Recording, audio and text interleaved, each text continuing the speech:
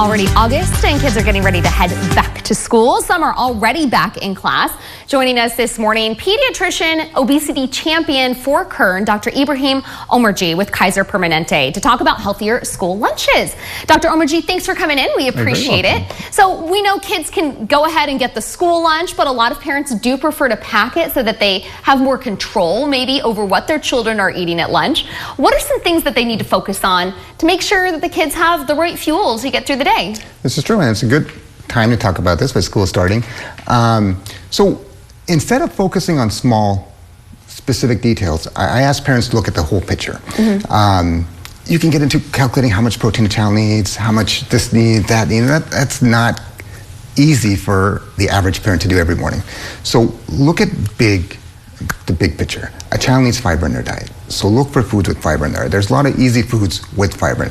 Apples, bananas, raspberries. Berries in general are good, you know.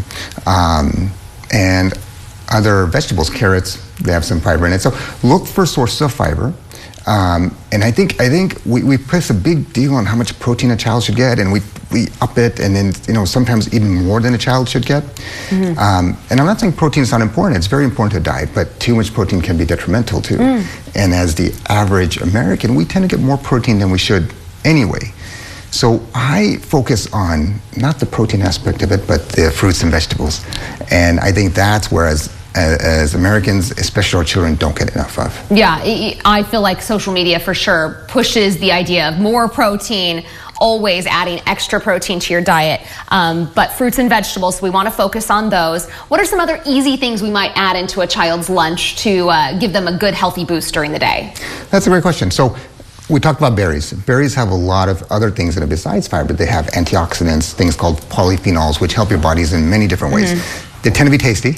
They tend to be easy to eat, so they're easy finger foods. I think that's a fantastic choice. And I think when you think about kids, you want to pick foods that are easy to eat, small finger foods. So carrots, things like that, celeries, things where kids can keep chewing, and it's easy for them, and then it's fun in a way too. Okay, all right. Then what about easy things like yogurts and stuff like that? Are we being careful of all the extra sugars in there? Do you have a recommendation? Are those a good snack to go to? That is a concern. Yogurts are fantastic foods. They have a lot of protein in it, as you did. They have, you know, what we call probiotics, which can be healthy bacteria. But a lot of the brands do have a lot of sugar in it, and you really want to be careful with that. That's another problem that's facing us, is the amount of sugar we take. Where should we cap it if we're looking at a good yogurt? Because I always do check the grams on the back.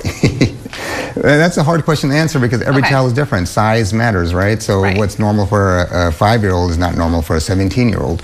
But in general, as a general rule, what do you like to see? I don't like to see more than 10 grams of added sugar in it. All right. There's something to look for. Dr. Omarjee, thank you so much for coming in this morning. We appreciate it. You're very welcome. Thank you. Let's go.